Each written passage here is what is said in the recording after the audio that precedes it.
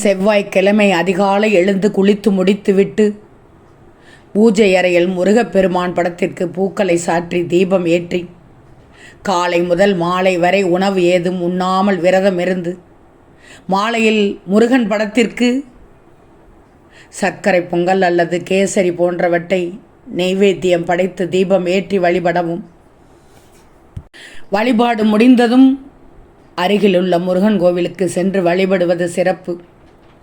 கோவிலுக்கு வெளியே இருக்கும் மக்களுக்கு, ஏழை மக்களுக்கு தயிர் சாதமோ எலுமிச்சை சாதமோ அந்த தினத்தில் அன்னதானம் செய்தால் மேன்மை ஏற்படும். பின்னர் வீட்டிற்கு சென்று பால் பழம் சாப்பிட்டு செவ்வாய்க்கிழமை விரதத்தை முடிக்க வேண்டும்.